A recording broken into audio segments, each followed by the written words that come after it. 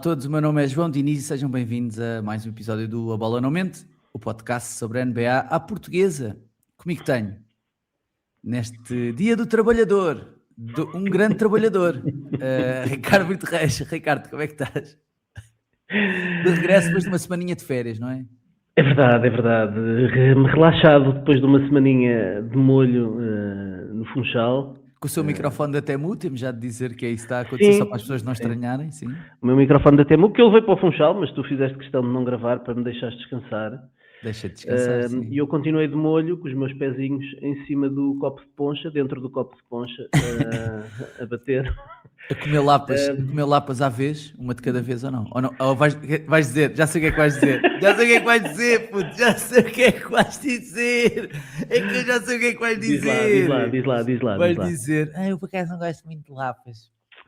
Por acaso não fomos comer lapas. Mas porque tu não gostas muito, não é? Não aconteceu. Não aconteceu. Não é a minha cena favorita, mas não aconteceu.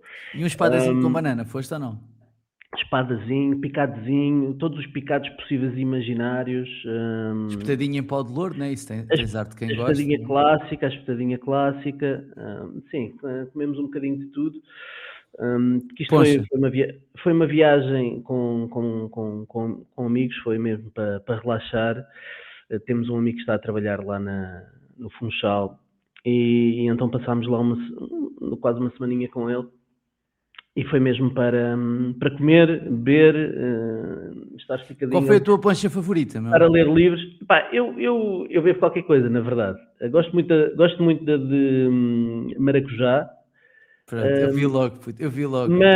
Mas fui já, como é que se chamava a tasca? Tasca da Boa Hora. Na Tasca da Boa Hora, aquelas tascazinhas de beira de estrada, quando vais a caminho de qualquer lado, que têm 2 cadeiras cá fora, sabes? Aquele clássico da Madeira.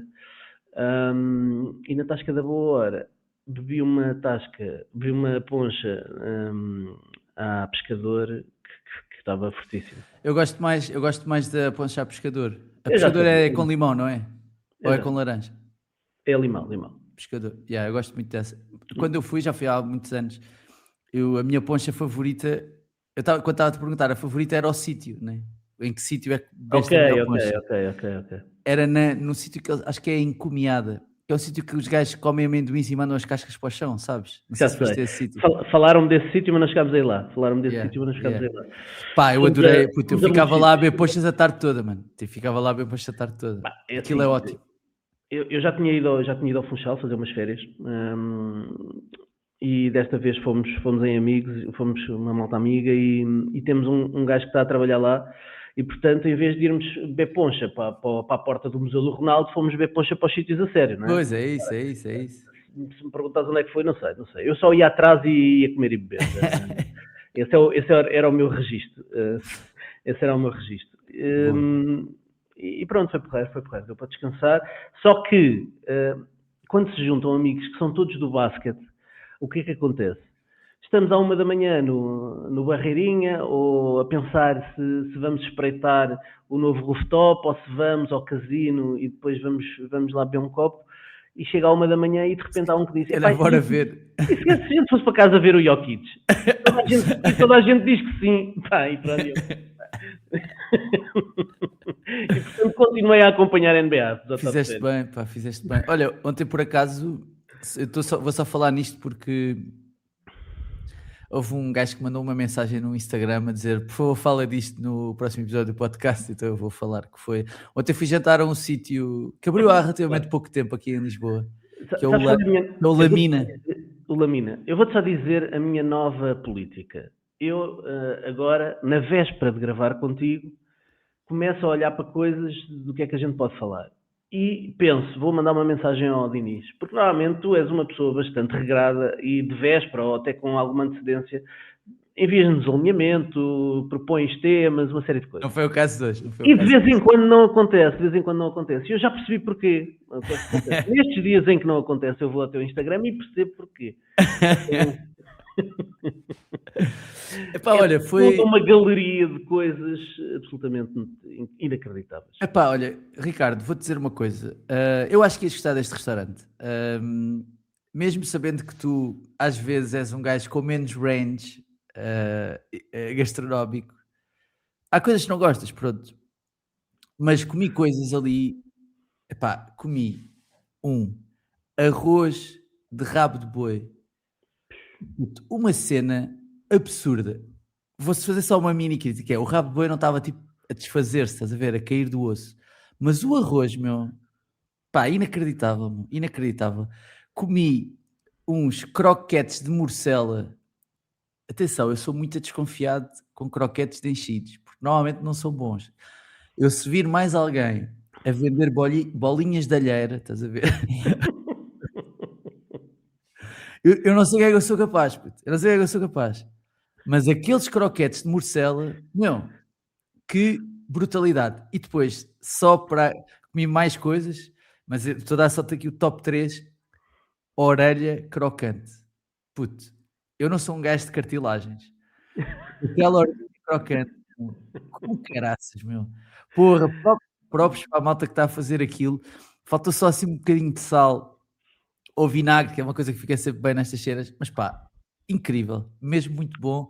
Recomendo vivamente, recomendo vivamente. Lâmina, não sei, acho que é lamina que se diz.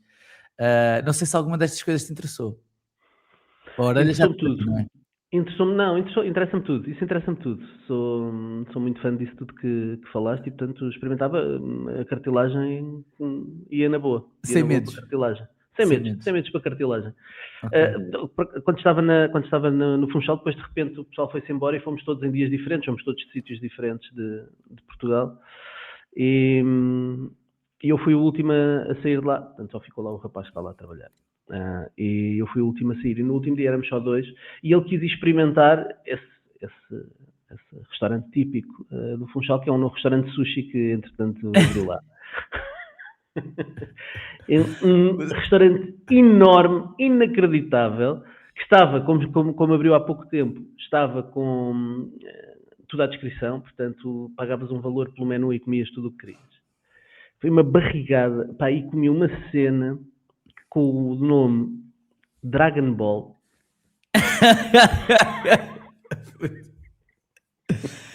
É porque depois tu dizes-me isso, eu passo por um snob da comida, estás a ver? Que eu sei que sou um bocadinho. Mas tu és um snob da comida. Eu sei que sou um bocadinho. Que estás a comer Dragon Ball, puto. Uma bola de massa folhada com peixe lá dentro e com umas bolinhas e umas merdinhas. Epá, e uma explosão na tua boca incrível. Portanto, Dragon Ball, recomendo. É muito melhor do que o teu arroz de rabo de boi. Arroz caldoso de rabo de boi. Pá, dos melhores, vou dizer uma coisa. Em termos de arroz, dos melhores arrozes que já comi na vida. Tipo, fácil. O rabo de boi, eu acho que devia estar a desfazer-se mais, mas o arroz, pá, puto, próprios. Ainda não provaste o meu arroz assassino, atenção. O teu arroz assassino? Sim. O que é o teu arroz assassino, meu? É o que eu faço aqui em casa, normalmente, vou metendo coisas até aquilo ficar num sabor que eu acho que está interessante. E os putos deliram com o meu arroz assassino, mas eu não lhes posso dizer as coisas que fui metendo ao longo do processo, porque é possível que vá retirando dias e anos de vida à criançada. Sim. Pode haver milho, pode haver tabasco, pode haver, quem sabe. Pode haver um bocadinho de tudo. Bem, queria também partilhar contigo que o momento mais emotivo que eu tive nestes dias de ausência de A Bola Não Mente foi depois de vir da Madeira, tive que ir à Espanha em trabalho, ir e vir no mesmo dia. Que é bastante duro, mas até porque. Mas onde? A Badajoz? Não, a Barcelona. A Barcelona, é perto. A Barcelona. Eu ainda ia com os bafos de poncha e tive que ir e vir no mesmo dia. E no meu regresso. Nem saiu do aeroporto. E no regresso. Pá, eu estava morto porque cheguei da Madeira às 9 ou 10 da noite, vim a casa e às 3 da manhã já tinha que ir apanhar o avião para ir para Barcelona. Às 3 da manhã. Tipo, o avião era só às 5, só que é a única companhia. Só às 5. Mas era a única companhia. É a única companhia que aparentemente não faz check-in online. E, portanto, tive que ir com antecedência para ir lá fazer o check-in. Mas tu viajaste em companhia. Três Tejo? É o quê? Mais ou menos, mais ou menos. E então fui sem dormir, ainda por cima aproveitei, com medo de perder o avião, estive a ver NBA e fui sem dormir. Fui lá fazer o que tinha a fazer e depois de fazer o que tinha a fazer, que foi apresentar uma coisa lá à hora do almoço, mais ou menos, tive que vir logo para o aeroporto porque depois tinha outra vez avião às 5 da tarde para voltar e não havia check-in online, portanto tive que fazer estas coisas todas com bastante antecedência. Quando estou no aeroporto de Barcelona, à espera do meu voo, sento-me lá num sítio, ao lado de uma senhora, uma septuagenária, que estava sozinha, ao pé da porta de embarque que dava acesso ao avião para regressar a Lisboa. E toda a gente sabe o teu sucesso com septuagenários, não é? Ou É seja, não verdade, é, é é uma verdade. coisa, é público até, é É público. documentado, está bastante Está documentado. documentado. Sim. E esta senhora, e eu obviamente estava de rastro e então estava ali, estava meio torto, já a dormir, pronto, já estavas, imaginas como é que eu podia estar. Mas de repente começou a aproximar-se a hora de embarque e eu sou aquele gajo que abre o portão de embarque, eu não vou correr para o portão de embarque. Eu estava sentado ao pé do portão de embarque, estava uma fila gigantesca, não me vou pôr em pé, ninguém se vai embora enquanto toda a gente não entrar e portanto eu fiquei sentado. E a senhora meteu conversa comigo e disse-me, já viu, as pessoas vão para ali e ficam em pé, tá. Em inglês é uma senhora canadiana, Agnes. As pessoas vão em pé e ficam ali, olha, por acaso eu vou para onde eu vou, e ela, eu também, e começámos a falar, e tal, vai para Lisboa e tal, e está aqui em Barcelona, porque... e então há uma senhora absolutamente deliciosa, a senhora Agnes. Olha aí, puto, olha aí como é que estás a falar da senhora. Deliciosa pela sua doçura, e pela missão que veio cumprir, porque no ano passado tinha vindo fazer um cruzeiro com o marido, e o marido, um cruzeiro à volta de Espanha, portanto, no Mediterrâneo, e depois acabaria em Barcelona, lá em cima. E o marido sentiu-se mal logo no primeiro dia e acabou por falecer. No cruzeiro? Não no cruzeiro, sentiu-se mal, ficou ali ficaram 2 dias, saíram, em Tenerife, já não me lembro, e ficaram ali 2 dias para perceber o que é que se passava, depois acabou por ser transportado para Lisboa para receber cuidados médicos em Lisboa, ficou uma semana em Lisboa só com o marido à espera de ver se ele melhorava, receber tratamento, e o marido acabou por falecer. Então, uma história para dispor bem nesta sexta-feira. E então a senhora voltou para o Canadá, obviamente, mas ficou com a sensação de que a última memória que tinha do marido era esta infeliz. E então quis, nos seus 70 e tal anos, fez questão de vir fazer o cruzeiro sozinha, de ganhar essas memórias sozinha, e vinha para Lisboa passar uns dias sozinha.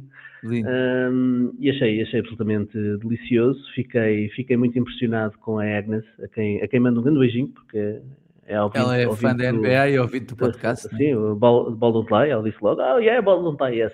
Eu estava à espera que tu dissesses e que ela hoje vem cá à casa comer o meu arroz assassino. Era isso que eu estava à espera que tu dissesses. É o meu arroz assassino porque o marido ficou cá o ano passado e ela fica cá este ano com o arroz assassino. Seria incapaz de desenhar o meu arroz assassino à Agnes, com medo que lhe fizesse algum mal. É para grande história, Ricardo, mas fiquei muito sensibilizado pela coragem da senhora de fazer estas coisas. Pá. E espero aos 70 anos ter este tipo de energia de me meter num cruzeiro e em aviões. Se estiver sozinho na altura, que é bastante provável que não chegue lá aos 70 anos a comer arroz assassino como tenho comido, ter a coragem de fazer estas coisas. Mas pronto, fica um beijinho para a Agnes. Ok, 2 coisas. Também daqui a 2 a 3 anos descobres, né? Se aos 70 anos, daqui a 2 a 3 anos estás lá e descobres. E depois mais a sério, que eu estava só aqui a interromper-te a gozar, essas histórias sensibilizam muito, porque um gajo às vezes não pensa bem como é que se lida propriamente com a morte de alguém próximo, com a morte de alguém com quem tu passaste uma grande parte da vida e às vezes ouvir essas histórias tipo, podem nos levar para um sítio que esperemos que seja distante, mas que pelo menos quando chegar, tipo, perceber que pode haver vida depois disso e pode haver uma maneira de lidar com isso que não tem de ser só triste e deprimente e de um gajo estar encolhido num canto. Óbvio que isso é legítimo e cada um lidará com a luta à sua maneira, mas também é bom tentar criar, lá está, essas novas memórias e tentar pensar nas pessoas de uma forma positiva e não de uma forma negativa. Então, grande props para a Agnes por estar a fazer, ganda props fazer isso. Agnes. E pronto, ela que vai ali mamar uma orelhazinha crocante ao Lamina quando estiver cá em Lisboa. Um Dragon Ball, pá. Vou levá-la a Funchal, comer um Dragon Ballzinho. Bom, 15 minutos, acho que batemos o recorde. Epá, gravaste com o Lucas há 2 dias, eu tinha a missão de encher aqui este que a malta não sabe, mas nós falamos pouco durante a semana. Pouco, falamos meia dúzia de coisas por mensagem, não sei o quê, e este é meio o nosso espaço para catch-up, estás a ver? Eu contigo, eu com o Lucas, tipo, é a maneira de nós ficarmos a par da vida uns dos outros, então aproveitamos o podcast para fazer isso. Bom, NBA... Está um estradalhaço do caraças. Eu estou a adorar. Eu estava-te a dizer antes de começarmos a gravar que há um momento que eu adoro particularmente na NBA, que é a primeira ronda dos playoffs. A primeira ronda dos playoffs para mim é a melhor de todas. Há jogos todos os dias. Os jogos ao fim de semana são cedo. Ou seja, às 6 da tarde tem jogo, às 8 da noite tem jogo. E isso é bom para quem gosta de dormir, estás a ver? É bom. Pá, eu gosto de dormir, eu adoro dormir, mas depois não consigo. Esta noite eu devia ter dormido um bocadinho e não consegui, fiquei a ver, adormeci ali a meio do último jogo dos Nuggets, mas não consigo, tenho que ver. E à pala disso, há sempre uma surpresa qualquer, há sempre um gajo qualquer que aparece, não sei de onde, tirado do cu com um gancho, não sei, estás a ver? E eu sinto que a NBA tem sido pródiga cada vez mais devido à competitividade que tem em dar-nos isto. Estamos a falar da primeira ronda, portanto não estamos a falar de surpresas nas finais, não é nada disso, né? Mas a primeira ronda é pródiga nisso e temos tido bons exemplos disso. Eu acho que, tirando 2 séries, que são as que já estão resolvidas, as outras, na minha cabeça, 3 séries, aliás, estão resolvidas, como ficou, aliás, 4 séries, estou só a dizer as neiras. Mas pronto, antes da noite de ontem, estavam quase todas em aberto, ou seja, era possível cair, ou haveria argumentos para dizer que poderiam cair para qualquer um dos lados.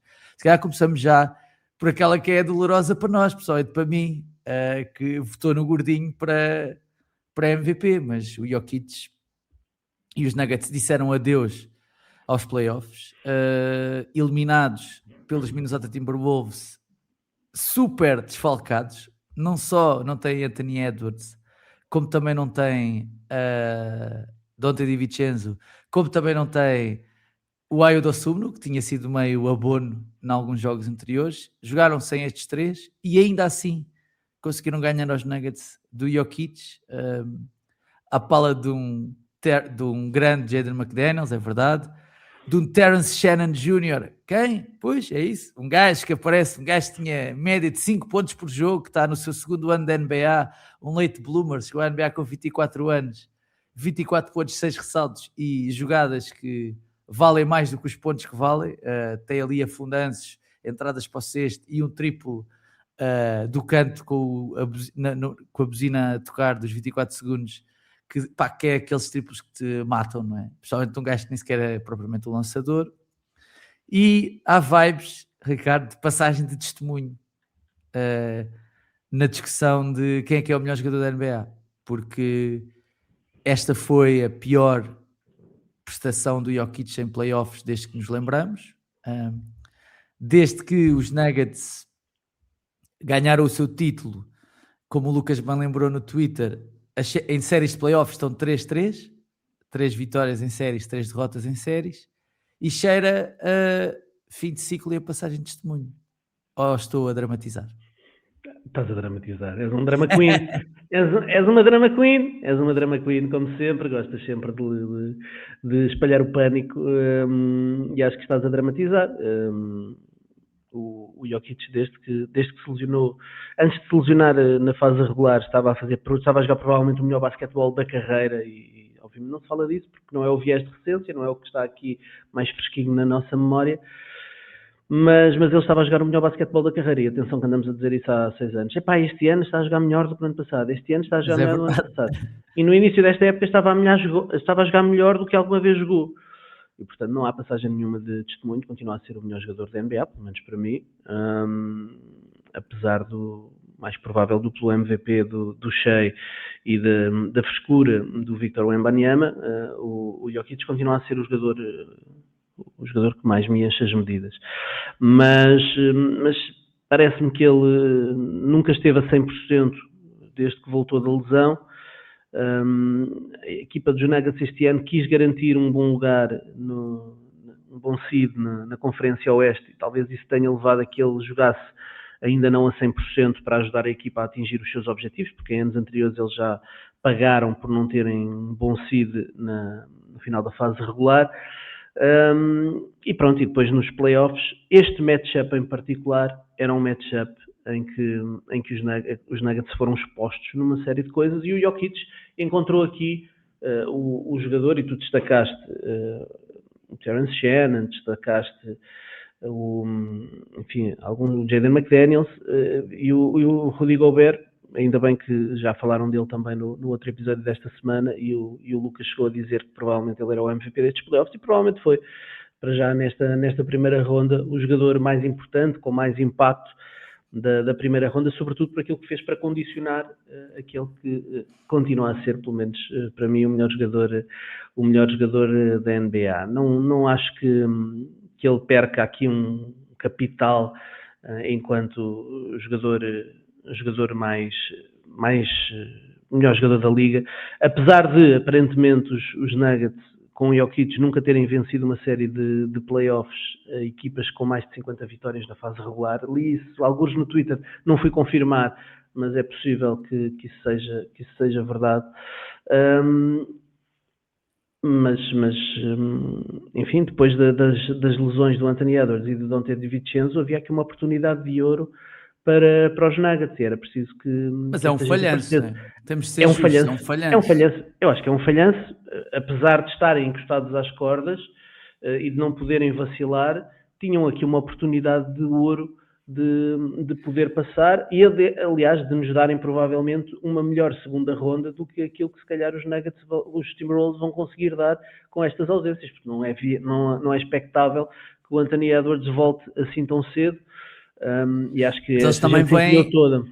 Só sobre isso, que é e depois acho que não vale a pena estar aqui a fazer a antevisão dessa série, que havemos de falar dela mais à frente, mas só para ser justo, porque também já fomos duros com outras estrelas, eu acho que é um grande falhanço do Jokic mesmo. Não é só dele, é da equipa, mas é um grande falhanço mesmo, não só porque os Nuggets ficaram em terceiro lugar e portanto têm a obrigação de ganhar ao sexto, mas este sexto desfalcado como estava é um grande falhanço do Jokic. Eu acho que é provavelmente o maior falhanço da carreira dele em playoffs. É a pior série dele. Tinham aqui algumas figuras do outro lado que não estavam a 100%, tiveram aqui lesões que não ajudaram. Eles também tinham algumas lesões, mas quer dizer, uma lesão do Anthony Edwards vale muito mais do que uma lesão do Aaron Gordon, não há dúvida nenhuma. É um grande falhanço. Epá, e também acho, sem querer lançar bem a série dos Spurs, que nesta altura os Timberwolves acham que podem ser campeões, acham que podem fazer tudo, porque não é normal, tipo, o salto do Jaden McDaniels nos playoffs, o Rudy Gobert, que está a jogar o melhor basquetebol da carreira, o Mike Conley, que parece que, apesar de fisicamente não estar bem, mas é um gajo que já esteve nestes sítios. Este gajo, o Terence Shannon, de onde é que este gajo veio? Tipo, eu estava parvo com isto, estás a ver? Tipo, de onde é que este gajo apareceu? Tipo, um gajo que jogou o seu primeiro jogo de playoffs a titular, tipo, marca 24 pontos. Tipo, isto vem de um sítio de extrema ultra confiança, eu acho, na equipa, estás a ver? Tipo, a equipa confia em quem quer que seja para poder marcar pontos, para poder resolver jogos, para poder defender, e isso é uma coisa difícil de conseguir, esse momento. É óbvio que pela frente vão ter os Spurs e depois eventualmente os Thunder, que também são equipas que vivem dentro desse momento, mas os Timberwolves claramente nesta altura são ali os terceiros colocados para poder fazer alguma brincadeira no Oeste, porque não parece que seja do outro lado que a coisa de Lakers e Rockets que possam ameaçar isto, e por isso, queria só dizer isso. Grande props para Timberwolves, grande props para Jaden McDaniels, que falou falou muito durante a série, mas corroborou as suas palavras. Sim, E walk the ontem, talk, walk the talk. ontem matou o Jamal Murray. Sim. No ataque e na defesa, já agora. Uhum. No ataque e na defesa.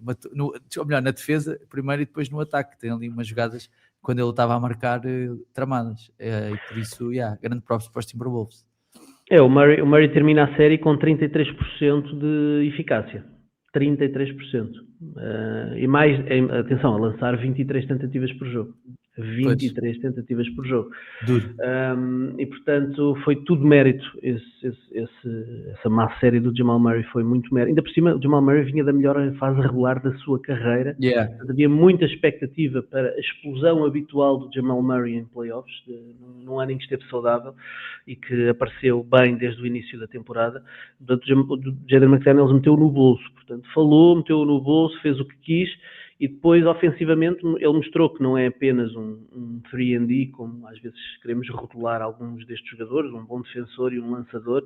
Ele foi isso já na sua carreira, mas neste momento evoluiu para um jogador diferente. Não é? Um jogador que consegue criar a partir do drible, que vai ali à procura da meia distância e faz pull-ups, fazer lembrar o Shai Gilgeous-Alexander, dois dribles e lançamento na cara dos adversários.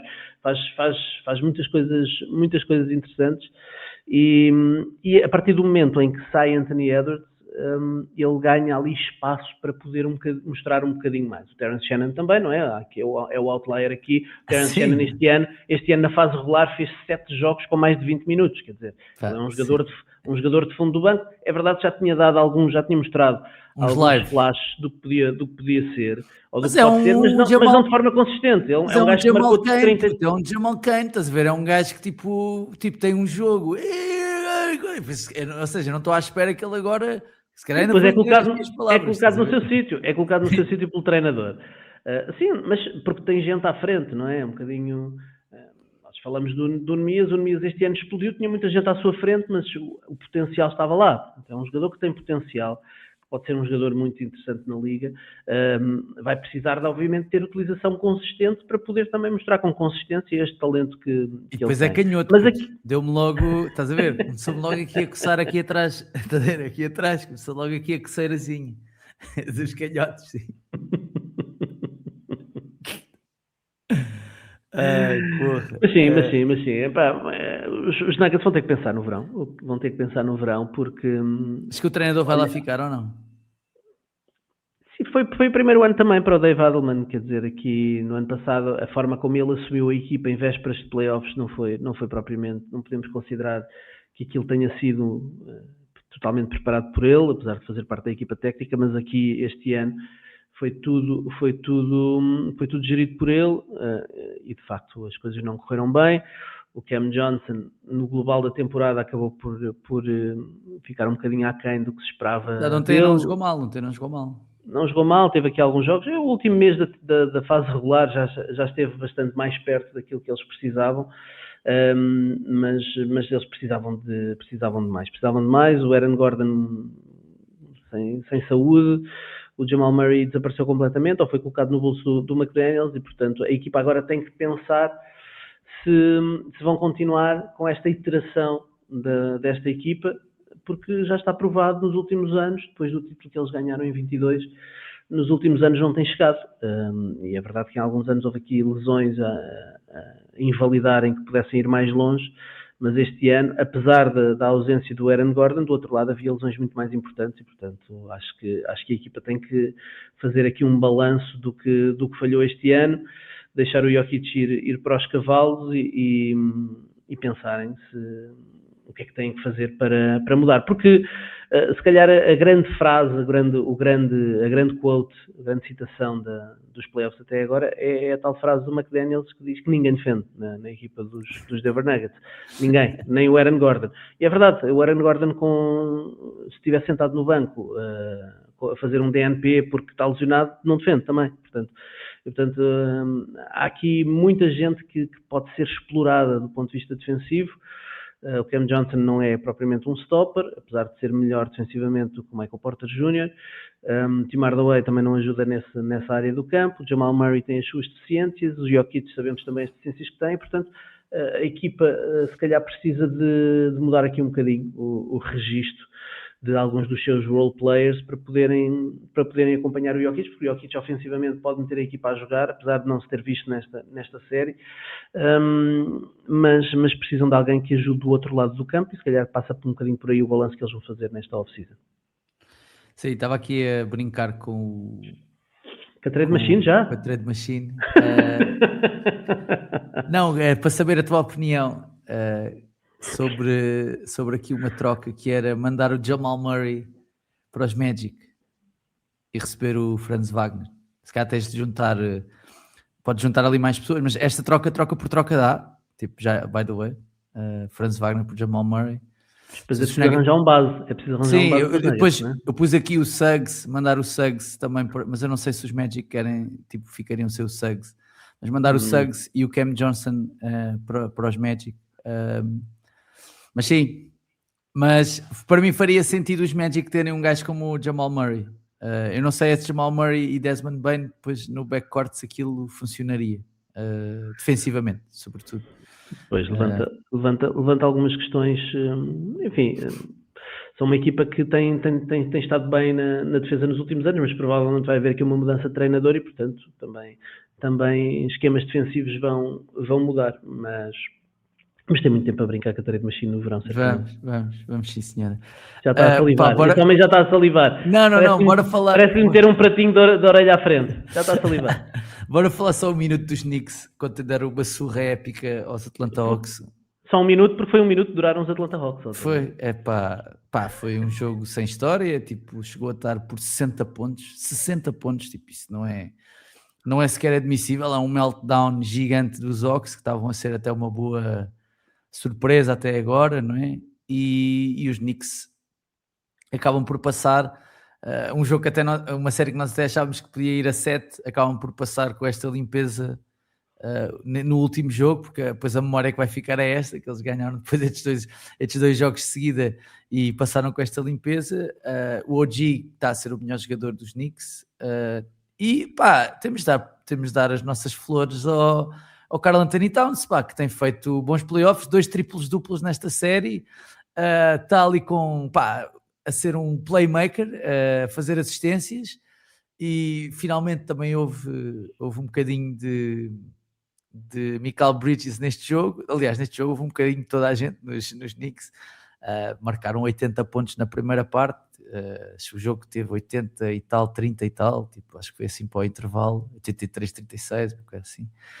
E é um jogo sem história. Pronto, faz lembrar aquela cabazada que o Luka deu aos Suns há uns tempos, mas isto deve ser das maiores derrotas da história dos playoffs, provavelmente, não tenho aqui os números, mas de certeza que é um jogo sem história. E os Knicks, eu acho que apresentam neste momento a sua candidatura às finais da NBA.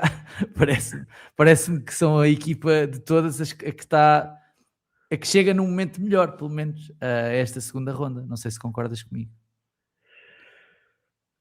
Sim, concordo. Acho que a equipa está muito bem, está finalmente a encontrar aqui um mojo interessante. Vamos ver se estes Hawks que nos enganaram na fase final da fase regular, que apanharam ali um calendário bastante fácil, se não foram aqui uma presa fácil para os Knicks, e os Knicks também não são isto tudo, mas temos que dar props a quem merece props, a começar no OG Anunoby, que de facto é absolutamente ridículo aquilo que ele representa para os Knicks nos dois lados do campo. O lançamento de 3 pontos é incrível. Uma série que os Hawks fazem uma média de 20 pontos e sobretudo o lançamento de catch and shoot, o lançamento que ele tem, em que não é propriamente envolvido em two-man actions, em pick and roll. Ele está envolvido apenas em 7 situações de bloqueio direto no total dos 5 jogos. Portanto, é um jogador que é preciso criarem o lançamento para ele, mas tem estado hiper eficaz. E defensivamente é extraordinário. Não é propriamente um gajo que possas meter à frente de um base muito rápido, mas ele consegue defender muitas posições, e numa altura em que a tendência da Liga está para crescer, para termos cada vez mais jogadores grandes, um jogador como o Anunoby, que para aquele jogador que é o arquétipo principal que as equipas querem ter, que é um extremo grande marcador de pontos. Portanto, o OG Anunoby é hoje em dia na Liga o melhor stopper de extremos grandes. E depois tem a capacidade de derivar para a posição de poste e poder parar os jogadores grandes, que é a nova tendência da Liga, e ele consegue bem, se for preciso, já aconteceu no passado, defender um Joel Embiid ou defender um gajo muito grande. Ganhas aqui uma vantagem clara sobre equipas adversárias em termos de front-court. E dar um bocadinho de amor ao Karl Anthony Towns, porque acho que a transformação do Karl Anthony Towns num facilitador foi um bocadinho a chave tática para os Knicks ganharem nesta primeira ronda. Nesta primeira ronda, em 6 jogos, o Karl Anthony Towns fez mais assistências do que em todos os playoffs do ano passado, em 3 rondas. Sim. Em 3 rondas. E a sua utilização muitas vezes em cima, nós temos a ideia do Karl Anthony Towns muitas vezes quando quer passar a bola, recebe ali no poste baixo e tenta fazer uns passos malucos a Jokic, não é? Ele quer ser o Jokic, faz assim uns passos malucos, às vezes dá umas assistências incríveis, mas na maior parte das vezes dá bolas atiradas para a terceira fila da bancada. E agora aqui ele está a ser colocado muitas vezes no topo, a ver cortes e a passar, quer dizer, e ele a ver cortes desbloqueia de repente o Josh Hart, que se mexe muito bem sem bola. O Michael Bridges não tem estado a jogar bem, mas é um jogador que se sabe mexer sem bola também. Teres o Jalen Brunson a não iniciar o ataque ali, a martelar, a calcetar ali o chão no topo e a começar a receber um bloqueio indireto e aí receber a bola à mão do Karl Anthony Towns para iniciar a ação, ajuda a desbloquear aqui o ataque dos Knicks, que de facto esteve bastante bem nestes últimos jogos, e é a imagem que fica. Acho que eles ainda não foram verdadeiramente testados, mas pelo menos deixam aqui uma boa imagem e enfim, acho que deixam também mais tranquilos quem apostou neles como candidatos a irem às finais, a sair da Conferência Este. É isso. E da forma como estamos a ver no Oeste, tantas equipas que estão a ter derrotas e a ter problemas e a terem problemas expostos, os Celtics estão completamente expostos. Tu vês ali as fragilidades dos Philadelphia 76ers, os Cavs já sofreram 2 derrotas com os Toronto Raptors. Portanto, tu vês aqui várias equipas que eram candidatas e que são candidatas a ir longe no Oeste, que estão com demasiadas fragilidades muito expostas, e de repente ganhas um bocadinho mais de ânimo nestes Knicks, que limparam completamente estes Hawks, apesar de terem perdido, terem estado a perder na eliminatória, mas depois, a partir do momento em que puseram, como é que os americanos dizem, de get their shit together, né? Sim. Acabaram ali por limar um bocadinho as arestas e acabaram por limpar com relativa facilidade estes Hawks nos últimos jogos. Falavas dos Celtics e dos Sixers, que é a primeira série a ir a 7 jogos desta primeira ronda. Esta série tem tido muita coisa por falar. Está-te a dar vibes que os Sixers vão ganhar isto em 7 ou não? Está-me a dar vibes de uma coisa, que era até a primeira pergunta que eu tinha aqui, que é: eu acho que os Sixers estão a jogar mais que os Celtics. A jogar mais, quando eu digo jogar mais é... Não, estão a querer mais. E parece estão a jogar mais. Parece mais fluido as coisas. Tem os jogadores, os role players a jogar melhor do que os role players dos Celtics. E os Celtics têm tido um grande Jason Tatum,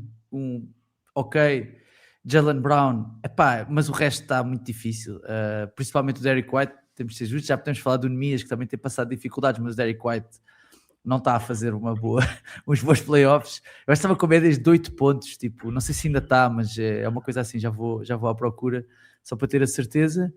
E ontem os Sixers ganharam em casa e há ali uma jogada, estou só aqui a confirmar os números do Derrick White, há ali uma jogada em que Derrick White, 6 jogos, 8.7 pontos, tipo, na temporada fez médias de 19.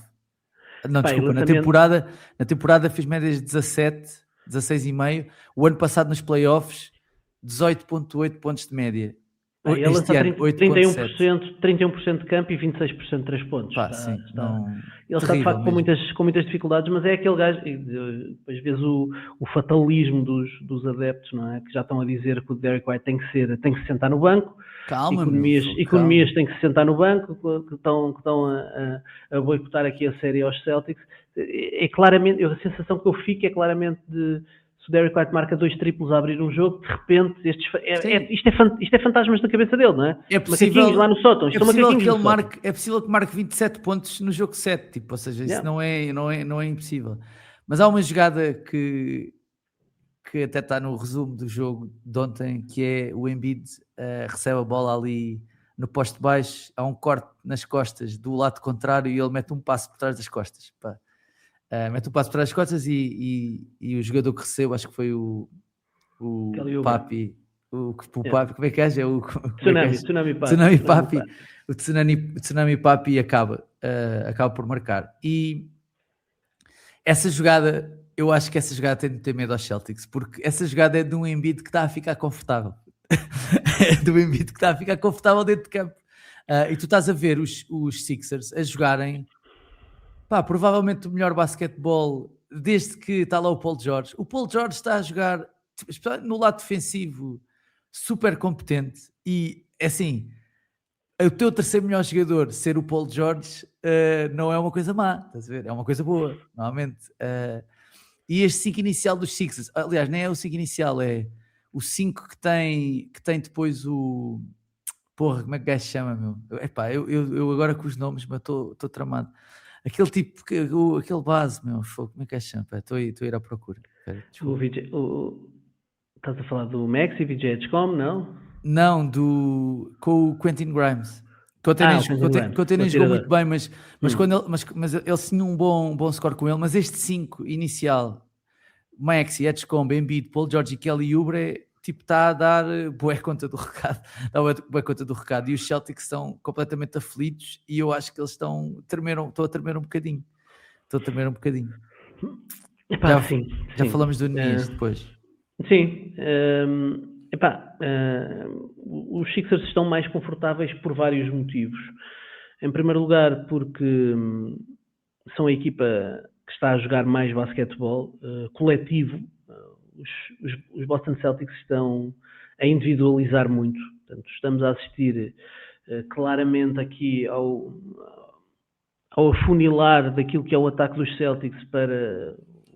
Vibes de Ime Udoka, puto. Vibes dos anos de Ime Udoka. E o Jalen Brown conseguem fazer. Pá, está a ser penoso a forma como eles chegam ao ataque e de repente é à vez ou um ou outro a driblar e a tentar jogar um contra um. E de repente não conseguem criar nada, e de repente há um passe no último momento para o Derrick White que lança um triplo completamente torto em queda e não cai, ou o Peyton Pritchard que tenta forçar ali uma penetração e vai conseguindo ter algum sucesso, dá ali um encostezinho aos gajos na penetração e consegue marcar, mas é tudo com muito esforço e muito fruto de talento individual. E os Sixers estão a trabalhar mais coletivamente. Mas isto também vem, e não gosto de falar de arbitragem, mas eu acho que as arbitragens têm tido um papel aqui importante nesta série. Em primeiro lugar, porque a forma como o Embiid está a ser tratado como estrela está a ajudar muito a deixar os Sixers confortáveis. A forma como o Nemias tem feito algumas faltas menos boas e ele próprio assume isso, o próprio Joe Mazzulla já falou sobre isso, algumas faltas que são desnecessárias, ainda ontem o Vucevic falava de faltas que dá pura e simplesmente para eliminar, que é aquelas faltas quando perdes um ressalto no ataque, tentas ir ao ressalto ofensivo e de repente estás a correr em transição defensiva e tentas fazer um roubo de bola, essas faltas são absolutamente desnecessárias e o Nemias tem feito algumas faltas na parte ofensiva dos Celtics que se podem limpar, mas depois o tratamento de estrela que o Embiid está a ter, que é o mínimo sopro à sua volta, há um apito, há uma bola que o Embiid dribla para o seu próprio pé, ele fica chateado e deixa-se fazer, e faz assim porque, tipo, merda, driblei em cima do meu próprio pé, vou perder a bola, vai ser turnover. E há um apito, que dizer, o Nemias ficou completamente absurdo, não foi no jogo de ontem, foi no anterior. Ontem, o Embiid engancha o braço do Jason Tatum, e depois de enganchar o braço do Jason Tatum, perde a força nas pernas e deixa-se cair para o chão, pá, falta para o Jason Tatum. Tem havido uma série de faltas deste género que têm ajudado também a inclinar um bocadinho a série. Eu acho que as arbitragens têm ajudado nesta recuperação, sobretudo nestes últimos 2 jogos, depois do Celtics estarem 3-1, tem havido aqui alguma ajuda também da arbitragem para equilibrar a série. O problema é que a série agora empatada 3-3. Mas desculpa lá só interromper-te numa coisa. Diz. Eu percebo isso, mas é assim, o Embiid já joga basquete há muitos anos na NBA. Este sempre foi mais ou menos o tratamento dele. Há jogadores que têm esse tratamento e é normal, pronto. É normal no sentido de tem um estilo de jogo também que promove essas coisas. Claro. E tu também tens de ser inteligente na forma como jogas contra eles. Eu acho que nesse aspecto... Eu acho que aí não é questão de ser inteligente, porque não é pela fisicalidade, porque o Nemias perde do ponto de vista físico para o Embiid, não é? Portanto, o Embiid leva sempre a melhor em relação ao Nemias. O Nemias já está contido para não fazer faltas, portanto, o Nemias já nem contesta lançamentos, mas é ratice, puto. Já nem contesta lançamentos. Mas é ratice, né? O Embiid não força, portanto, nem sequer dá para lhe tirar a cadeira. Quer dizer, o Embiid naturalmente vai-se virar frente ali de meia distância e o Nemias não se encosta a ele com medo de fazer falta e, portanto, o Embiid tem os lançamentos de meia distância todos abertos, tem os triplos todos abertos, que vêm, por um lado, de não teres a fisicalidade para conseguires igualar o espécime físico que é o Embiid, por outro lado, a forma como o Embiid é sempre apitado também faz com que tu encolhas mais um bocadinho. Portanto, entre não teres a capacidade física e perceberes que se fores lá encostar vai soar um apito, essa combinação faz com que o Embiid esteja completamente à vontade. Estando à vontade, não só lança, como tem a visão completamente disponível para poder servir os colegas. Mandar essa bola atrás das costas, sim. Tudo, para poder fazer um bocadinho tudo. Houve faltas mal apitadas, eu não estou a contestar. Há lá uma que o gajo tipo, vai a driblar, meio que a bola bate-lhe no pé e essa que estavas a falar e tipo, isso não faz sentido, né? Essa aí é demasiado óbvia. Mas há uma certa ratice, não é, que ele tem, epá, e que está a ter mais que os outros, né? Aliás, é uma das coisas que até era mais apontada até aos Celtics, até nestes anos, que é essa estou aqui a fazer para quem está no podcast, a fazer aqui o sinal com o dedo, essa raticezinha, não é? Os intangíveis, não é? Essa coisa de pá, que o Al Horford tinha, que esses jogadores mais experientes têm, não é? E que ali não temos, porque nem o gajo se calhar até podia ter mais, é o Derrick White, mas claramente não está a fazer uma boa série, então acho que nesse aspecto os Sixers estão a ser mais inteligentes na forma como estão a gerir o jogo e para quem achava que e depois estão a jogar com mais fisicalidade. O jogo desta noite, a nível de intensidade, foi uma diferença brutal. A forma como o Tyrese Maxey mete pressão no aro e obriga toda a gente a correr, o Kelly Oubre, a forma como entra na tabela ofensiva, a forma como corta com intenção, o Paul George a defender 1 contra 1, o Jason Tatum e o Jaylen Brown, se for preciso. Eles nos dois lados do campo estão muito mais intensos. Depois, quer dizer, sai do banco o Andre Drummond, ao sair o Luka Garza, quer dizer, o Andre Drummond entra ali, ganha-te uns ressaltos, dá-te físico, dá-te um bocadinho mais pela sua experiência, e portanto o jogo dos bancos, como estavas a assinalar também, a profundidade também se está a notar um bocadinho. Mas eu acho que esta série está a virar completamente para Filadélfia, e portanto o jogo 7 de sábado vai ser de loucos, vai ser uma loucura. O TD Garden vai estar a ferver, os adeptos dos Celtics vão ter que entrar no jogo desde muito cedo.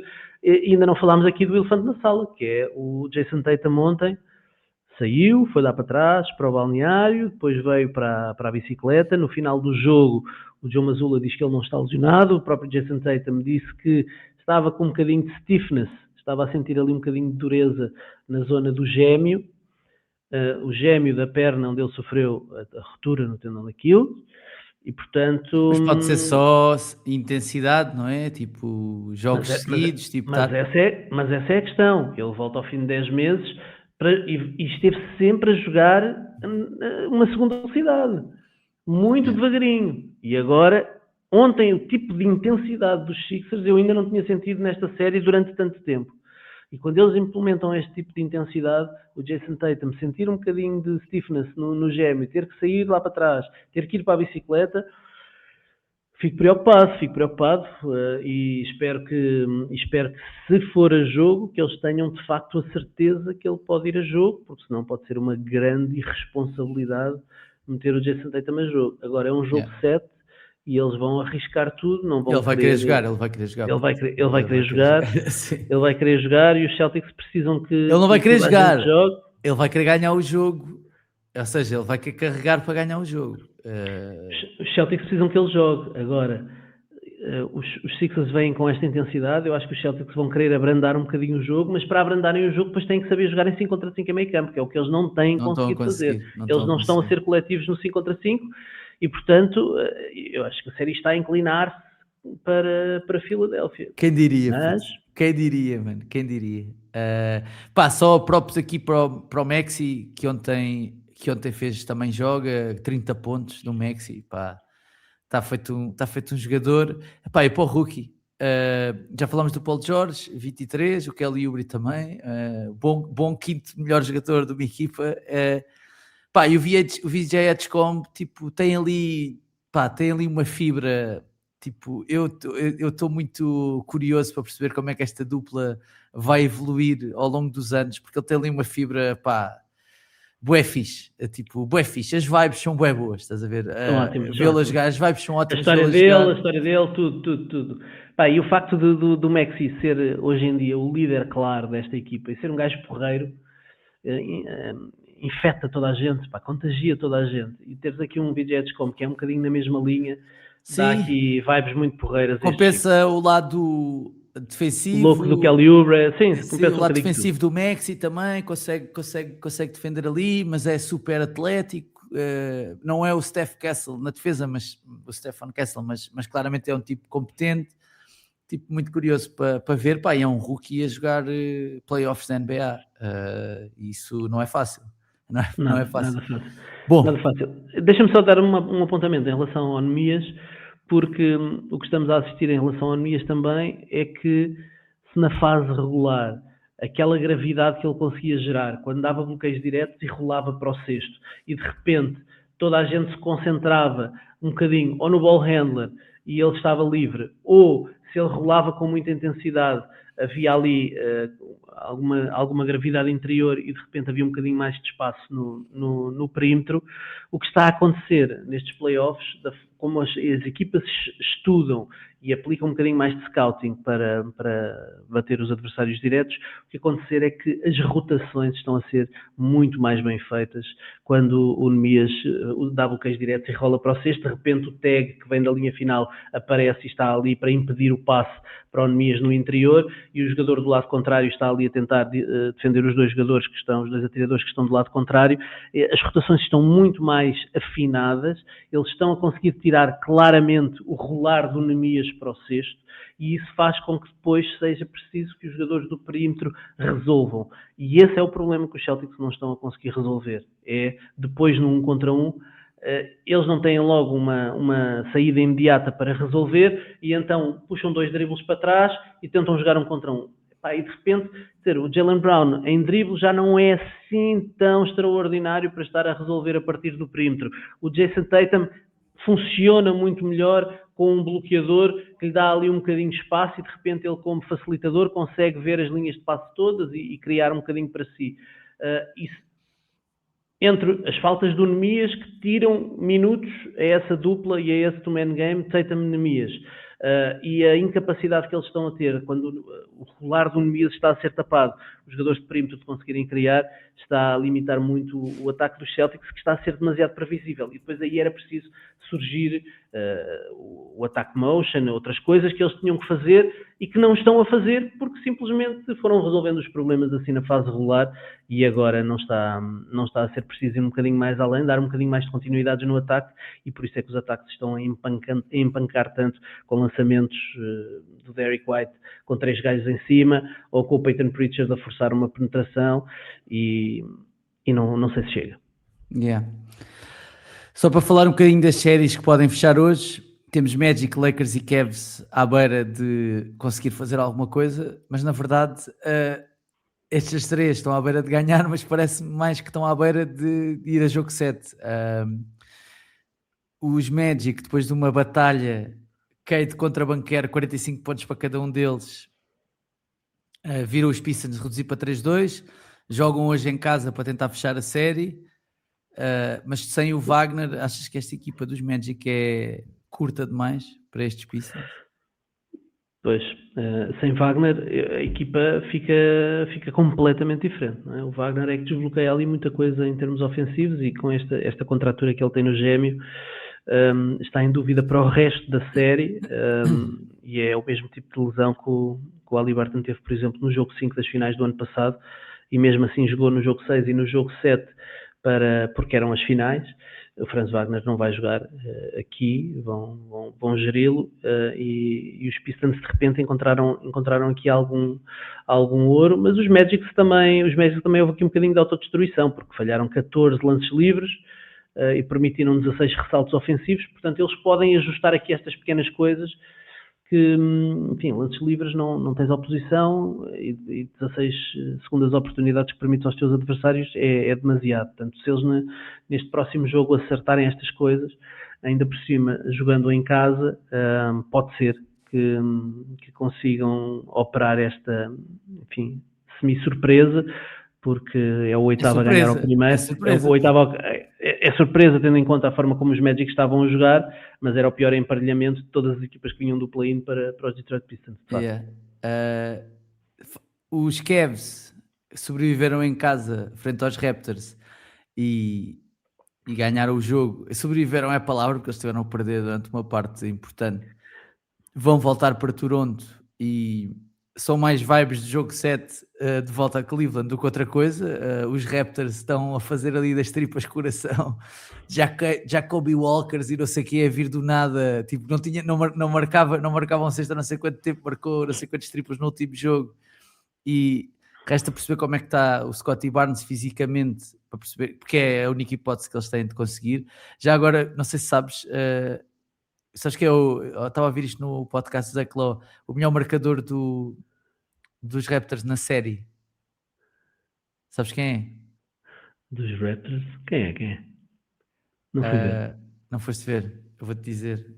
É o nosso puto RJ Barrett, puto. É um marcador de pontos. Nosso puto RJ Barrett. Quem diria, não é? Nos 5 jogos, 24 pontos, a lançar 54% de campo e 46% de 3 pontos. Mais 7 ressaltos e 4 assistências. Com o Ingram lesionado, acaba por ser natural que o RJ Barrett assuma aqui um bocadinho mais as despesas ofensivas. Mas tem estado a jogar bem. Tem estado a jogar bem. Mas os Cavs, quer dizer, ganhar, quer dizer, contra uma equipa sem Quickley, com o Ingram lesionado, com o Barnes a coxear, estiveram a perder à entrada do quarto período. São vibes de jogo 7. São. Falando em vibes de jogo 7, Lakers Rockets. Os Lakers não querem ser a primeira equipa da história a desperdiçar uma vantagem de 3-0. Não obstante, os Rockets parece que perceberam mais ou menos a fórmula. Não sei se a fórmula é jogar sem o Kevin Durant. Não sei se essa é a fórmula. Se os Rockets estão a jogar melhor sem ele. E queria só dar deve ser, porque eles já anunciaram que ele não ia jogar. Deve ser. Ok. E queria só dar aqui uma nota. Porque acho que estas coisas são giras. No jogo 3, o Reed Shepard perdeu a bola nos últimos LeBron foi rato. LeBron roubou-lhe a bola e os Lakers acabam por empatar e ganhar o jogo no prolongamento. Ontem não foi nos últimos... Ver o LeBron atrás do Reed Shepard, a diferença de tamanho entre os dois, meu. Yeah. Anteontem, não foi nos últimos segundos, mas foi nos últimos minutos, o Reed Shepard rouba uma bola ao LeBron e acaba por marcar 2 pontos que são importantes para os Rockets conseguirem ganhar em LA. E estas coisas são fixe de acontecer. É bom para um jogador que está a começar na NBA conseguir ter este turning point, não é? Conseguir recuperar aqui parte da confiança. E na verdade, estas 2 vitórias seguidas dos Rockets, que agora podem ser 3, vamos ver se os Lakers conseguem fechar ou não a série em Houston. Vai ser difícil, ou se vão ter de voltar para LA para jogar o jogo 7, Mas ele tem sido uma das chaves desta recuperação dos Rockets, os minutos que ele tem somado, para além do Tyrese ter começado a acertar de 3 pontos, mas tudo isto tem contribuído para que os Rockets tenham meio encontrado aqui uma fórmula para ganhar estes Lakers que estavam super desfalcados. Já tem o Austin Reeves, é verdade, mas aliás o Austin Reeves voltou e os Lakers perderam o segundo jogo. Óbvio que não é por isso, mas não sei se já não está aqui encontrado meio o Kryptonite dos Lakers. O que é que achas?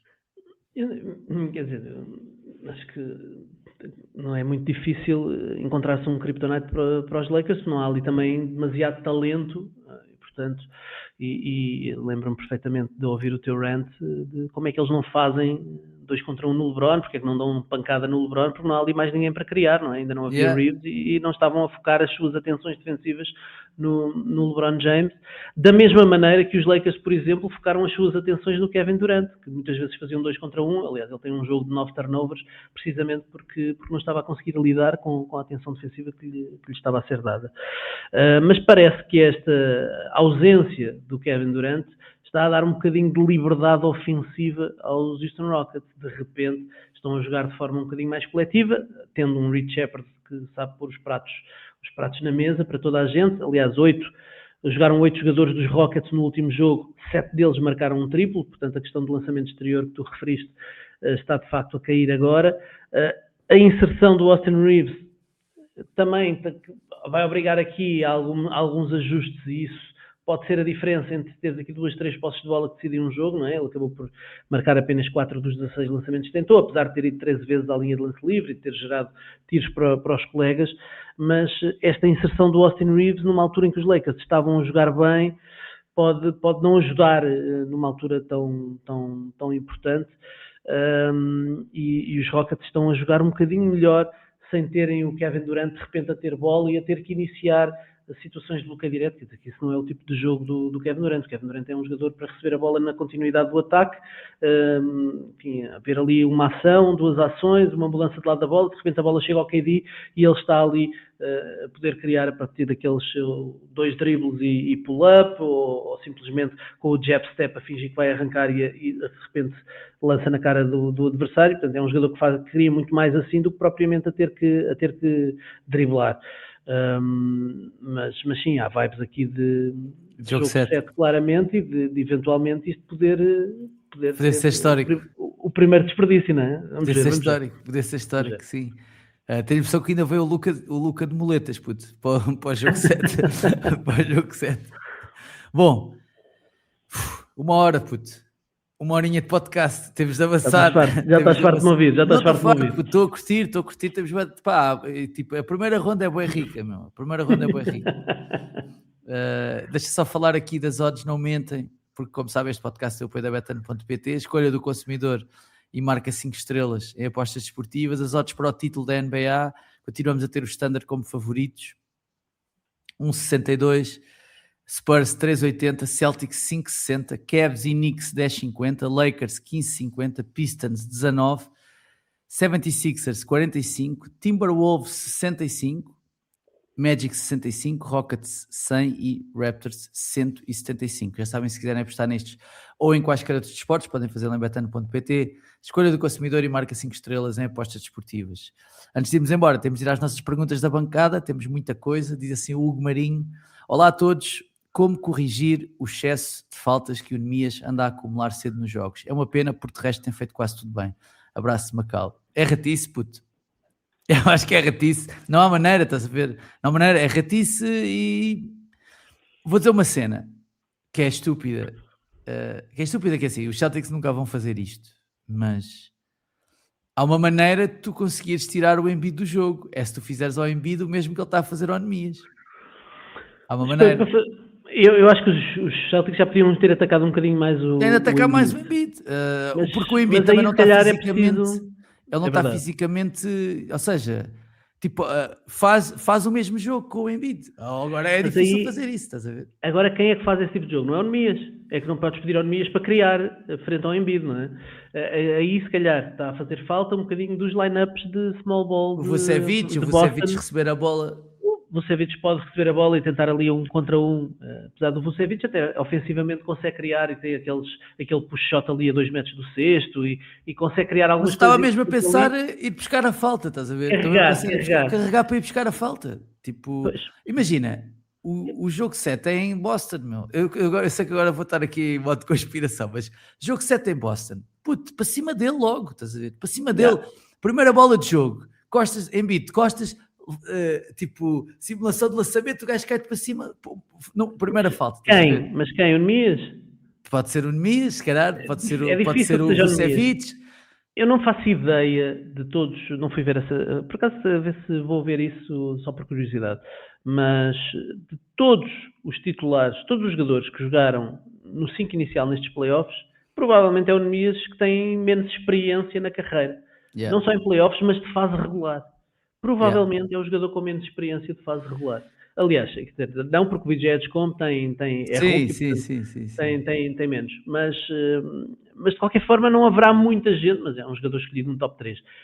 Não há muita gente e provavelmente não haverá nenhum jogador de segunda ronda titular com o tipo de experiência que o Nemias tem.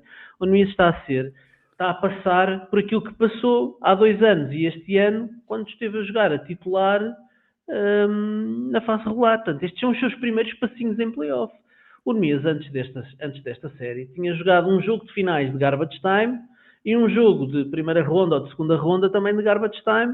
Não tinha jogado minutos competitivos em playoffs. Ele estava entusiasmado, obviamente ele estará nervoso, acredito que sim. Ainda por cima, tendo que defender o Joel Embiid e sentindo que o apito nem sempre está a favor dele, de repente começa a colocar tudo em causa, o que é que ele está a fazer bem, o que é que ele está a fazer mal, não vou contestar, não vou fazer nada, porque de repente são 6 jogos e em 4 deles ele fica cheio de faltas muito cedo. E portanto, são os primeiros passos. O que é que o Nemias pode fazer? O Nemias precisa de jogar mais, o Nemias precisa de passar por isto, precisa destas dores de crescimento, precisa desta experiência para poder ficar melhor. Do ponto de vista de encaixe, é porque os Sixers, ao contrário daquilo que muitas vezes os Celtics faziam na fase regular para esconder o Nemias, não têm propriamente um não atirador onde eles possam esconder o Nemias no 5 inicial. Ou seja, o Nemias é obrigado a defender o Joel Embiid. Porque se calhar se eles tivessem um não atirador, metias lá o Jaylen Brown numa posse de bola ou noutra, ou o Jason Tatum numa posse de bola ou noutra, e eles podiam ir variando e dar ali um bocadinho de estímulos diferentes ao Joel.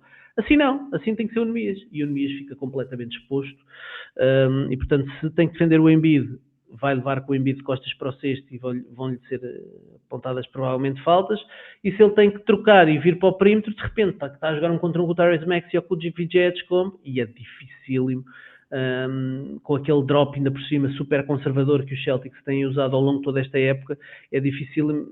Nota-se que o Nemias em alguns bloqueios está a defender mais ao nível do bloqueio, mas por exemplo ontem ele estava já a defender praticamente ao nível do bloqueio, sobretudo quando não era o Tyrese Maxey ou o VJ Edgecombe como ball handler.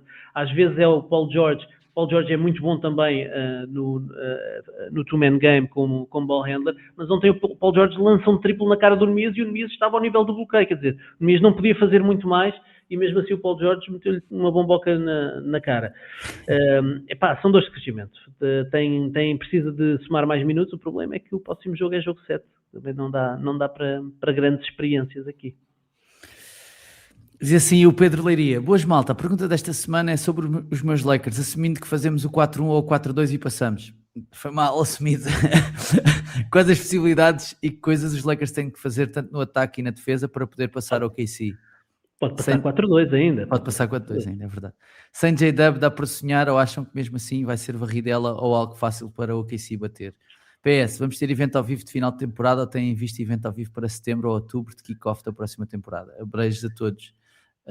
Sobre esta última parte, diria que sim. Ainda não falámos disto, os 3, na verdade, estamos já aqui a atravessar, mas eu acho que temos de voltar aos eventos ao vivo no início da próxima temporada. Acho que isso vai... Acho que isso já estava apalavrado entre nós, pelo menos vai no início da próxima temporada podemos fazer.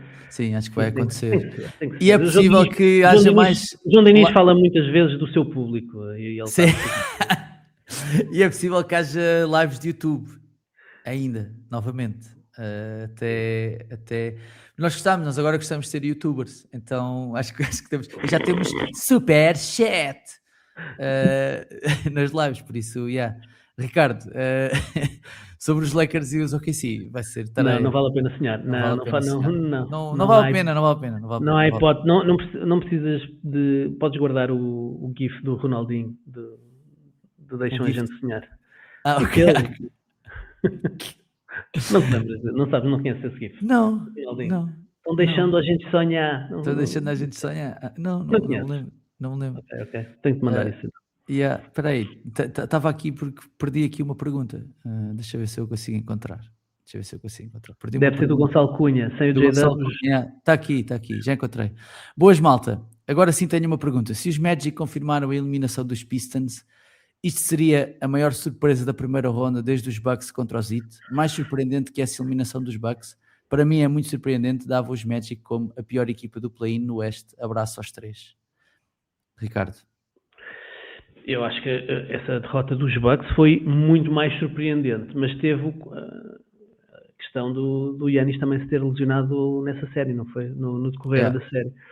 Mas acho que foi muito mais surpreendente do que pode ser esta derrota dos Pistons. Os Pistons têm problemas evidentes de shooting, de espaçamento, que nós fomos falando ao longo de toda a temporada, e mesmo durante a temporada, quando os Celtics começaram a aparecer, ainda antes do Tatum aparecer, já dizíamos que os Celtics eram a melhor equipa da Conferência Este. Portanto, o nosso capital nos Pistons era de uma equipa que, ok, está a crescer, está a tornar-se uma equipa top 4 da Conferência Este, mas que tinha as suas deficiências e, portanto, enfim, com a desconfiança que nós temos também em relação ao JB Bickerstaff, há aqui algumas coisas que não são propriamente um juggernaut, uma equipa, um rolo compressor, como às vezes vemos outras equipas. Não tínhamos o mesmo tipo de confiança de uns Celtics e, se calhar, não tínhamos o mesmo tipo de confiança de uns, sei lá, de uns Cavs ou de uns Knicks, por exemplo, que nós pusemos todos à frente dos Pistons, acho eu, no início da época. A época foi muito boa para os Pistons, foi péssima para os Magic, e isso deixou-nos, obviamente, com a pulga atrás da orelha, mas nunca jogaram com o Franz Wagner na segunda metade da temporada, e do ponto de vista físico, o encaixe era muito interessante, e, portanto, se era expectável, se o favoritismo era dos Pistons, eu acho que não é assim tão surpreendente que o Orlando pudesse conseguir discutir aqui alguns jogos. Estar na frente da série, ok, pode ser surpreendente, dou isso de barato, mas acho que não é a mais surpreendente de sempre. Se calhar, desde essa dos Bucks, talvez seja, mas a dos Bucks ainda assim foi bastante mais surpreendente. Diz assim o Manuel: o que é mais brutal? 43 pontos de Ayo assume em playoffs ou o Bam marcar 100 pontos num jogo de treino contra os não convocados dos Wizards? Qual é a exibição mais random que se lembram do jogador em playoffs? Para mim foi Bismack Biombo, 17 pontos, 26 ressaltos. Abraço a todos. Pá, Ricardo, como estavas a falar dos Celtics, lembrei-me aqui do Grant Williams Game. Não foi há muito tempo. Estava aqui a recuperar. Foi um jogo das meias finais da Conferência Este. Um jogo 7, aliás, das meias finais da Conferência Este. Isto foi em...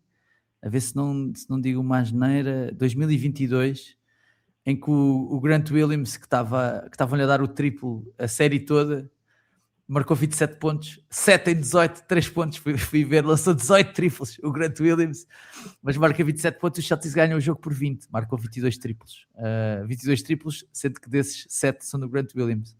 Por isso, o Grant Williams Game é um dos jogos mais random que me lembro. Não sei se te queres lembrar de mais algum, ou se ficas com este. Epá, esse é muito interessante, mas mesmo eu lembro-me de um do Josh Smith, dos Atlanta Hawks. Num jogo entre os Rockets e os Clippers, ali a meio da década de 2010, que ele ganhou ali um jogo. Fez uma segunda parte incrível e Houston ganhou o jogo e depois acabaria por ganhar a série. Mas acho que todos os anos há assim uns jogos que definam séries como esse do Grant Williams, agora não me recordo. Mas por exemplo, este ano, quer dizer, tens um jogo de 30 pontos do Luke Kennard, quer dizer, em playoffs. Nós passámos o ano a dizer que o Luke Kennard é aquele gajo que vai jogando uns minutos, é o grande atirador, é anunciado como o gajo que vai dar espaçamento e depois de repente desaparece da rotação e nos playoffs não calça. E aqui marca 30 pontos e toda a gente está a dizer que o Luke Kennard é o gajo que vai ajudar os Lakers a passar os Rockets do Kevin Durant. Diz assim o João Rodrigues, uma questão, mas a resposta é quase certeza sim. Está tudo com medo no Oeste de levar 4-0 na final? Sim. Sim. Sim. 4-0 se calhar não, mas 4-1, 4-1, Sim. Ou 4-0. Sim. Ou 4-0. Diz assim... Olha, lembras-te de um jogo do Michael Pietrus, aquele francês? Não me lembro desse jogo. Em playoffs. Não me lembro desse jogo. Um jogo em que o gajo consegue defender muito bem o LeBron e marca 30 pontos. Saído do banco. Não sei. Foi um jogo incrível. Bom, diz assim o Nuno Pinto. Última pergunta.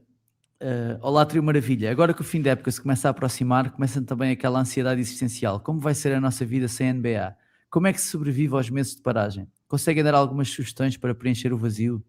Sinceramente, não estou preparado para deixar de ver jogos todas as noites, deixar de ouvir podcasts, incluindo o vosso e o do Bill Simmons, deixar de ouvir os takes absurdos do Kendrick Perkins ou as caras do Stephen A. Smith quando os Knicks perdem. Ou seja, como é que vamos todos nós manter a sanidade até outubro? Grande abraço. Puto, conta com listas, mano. Vai acontecer. Conta com listas. Já tenho aqui não sei quantas apontadas. O Ricardo e o Lucas até já estão com medo. Já estou a tremer e já vou pedir férias outra vez. Assim, em relação à NBA, vamos ter draft, não é? O draft vai ser incrível e, portanto, vamos ter muita coisa para analisar. Depois vem a Free Agency. Depois, Summer League, não sei se... Mas eu acho que pode haver coisas interessantes. Os Nuggets na off-season, se calhar vão fazer alguma coisa. Se calhar vai haver muita gente que vai fazer muita coisa. Vai haver um tweet do Kevin Durant a dizer que quer sair de Houston e quer mudar de equipe. Garantido. Eu acho que vai haver muito material durante a off-season, pelo menos para nós termos discussões. Em relação ao basquetebol, temos WNBA. Aliás, estou a representar a W. A W vem aí para a 30ª temporada, este ano com 2 novas equipas, Toronto e Portland.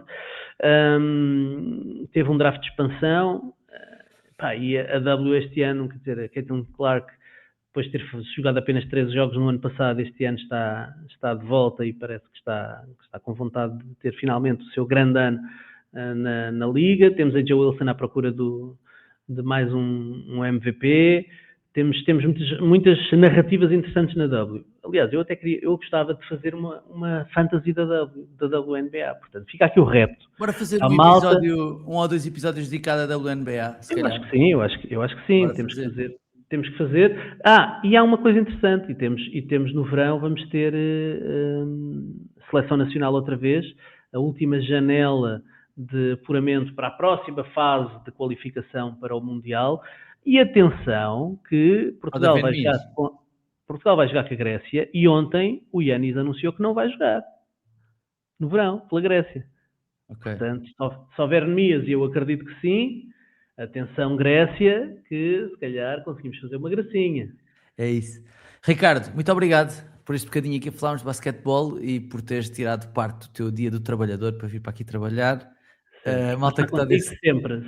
Até no Natal vou ter contigo se quiser. Sim, malta que está aí desse lado, obrigado. Já sabem que podem e devem ouvir e subscrever o podcast, deixar estrelas e críticas no iTunes e também no Spotify, seguirem-nos no Twitter, no Instagram, no TikTok, subscreverem o nosso canal do YouTube e ativarem o sininho, ou lá o que é, e tornarem-se patronos do A Bola Não Mente em patreon.com/A Bola Não Mente, sem til, porque não há til nos URLs. Ricardo, obrigado e bom fim de semana, bom feriado. Bom fim de semana para ti. E se alguma vez estiveres no Funchal, experimenta um Dragon Ball. Tá.